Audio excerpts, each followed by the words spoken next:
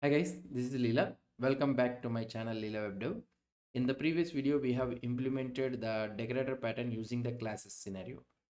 But in JavaScript, there is also a much more powerful and cleaner way to do this one. That is nothing but using the functions. And this is actually how decorator pattern is used in the real world JavaScript. So let's try to see. So let's have a quick recap about the decorator pattern. So what is this decorator pattern actually means? It is used for wrapping an existing object and adding a new behavior without modifying the original code. So here in this scenario, our class fetch to do. So that means we need to fetch some data from the network. So this is our actual original code. And for this actual original code, without modifying this original code, so we are doing the wrapper like logging and we are trying to check the cache and these all the things we are trying to do it. So this is what we are doing it. But now instead of using the class based thing, we will use the functions and the closures for this one. So why do we need the functional approach? Because in JavaScript, functions are the first class citizens actually. We can pass functions as arguments, we can return the functions and all those things we can do it. This makes the decorators very natural in the JavaScript. So let's try to have a basic thing. So here this is the same example I will try to implement it. So here we are having a class fetch to do, right? So instead of this one, so we will have async function to fetch to do. So I will be having a fetch to do and we will be getting the URL here. So now what I can do in this one here constant response is equal to await fetch of URL. So I will be fetching the URL and you will get the data. So constant data is equal to await response dot JSON. So it's just I'm converting that one. So return data and this class structure everything comes here in this one. So this constructor goes into this URL and this execute method whatever things you are trying to do it, and this all comes into here. So let's try to remove this entire code and we can remove this fetch decorator also, so there is no need to have a decorator. So now we have the fetch to do. So now the next one what I want to do is I want to implement the login. So here I can have async function with logging. Okay, and you will be getting the arguments. So I don't know what are the arguments I will be getting it, so I will have it like this only. So with arguments I am getting it. So now, so what can I do here? So you can return the function and that one will be function async function.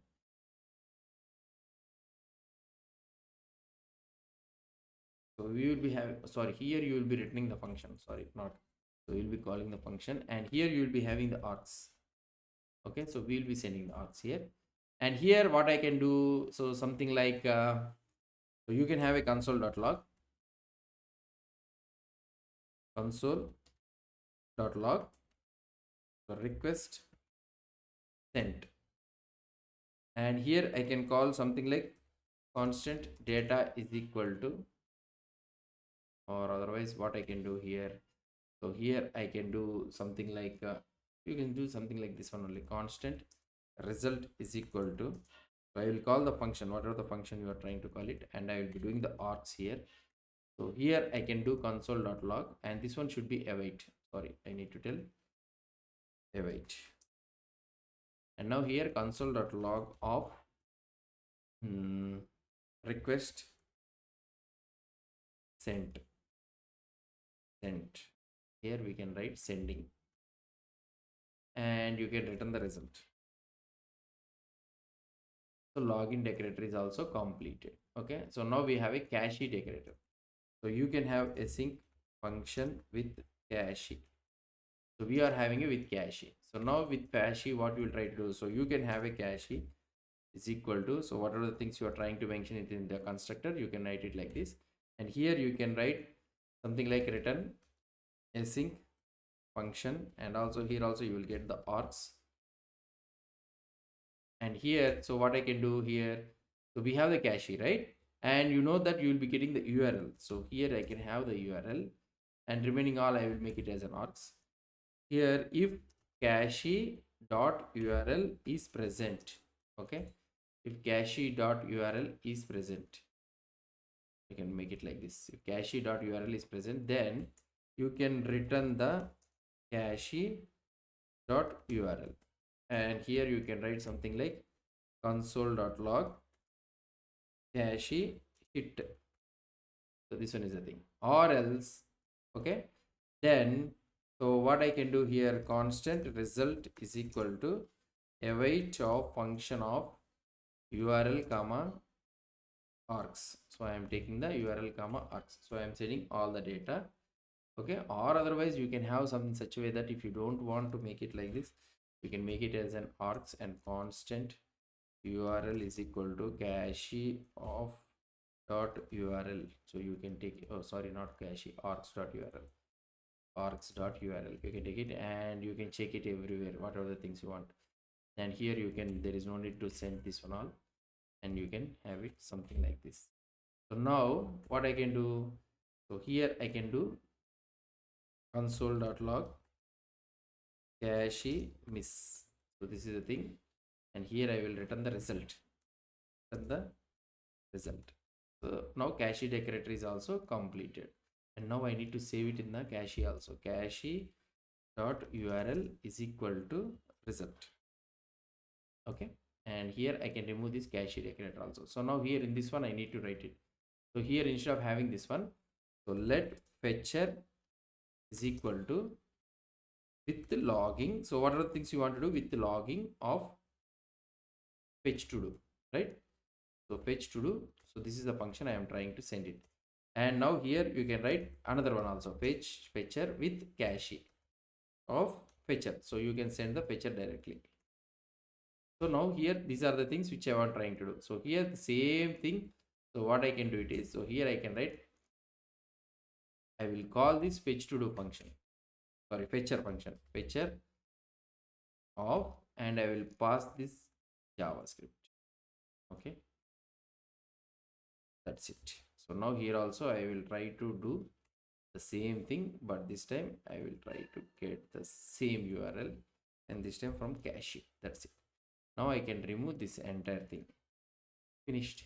So this is how we will be trying to do in a function matter. And if I try to execute this one, so let's clear it off. Okay, and if I try to execute this one, so we are getting a white fetcher. So we are trying to use the same thing. So let's try to see it again.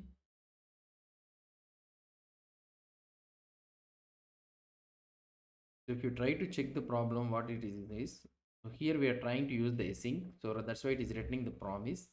And also cache also we need to return the function. We need to pass the function. So let's try to check it again. So if I try to check it again, this time, first time the cache has been missed and the request is sending, request sent, and we are able to get the data. Next time we are trying to call again, miss, this time cache hit and we are able to get the data.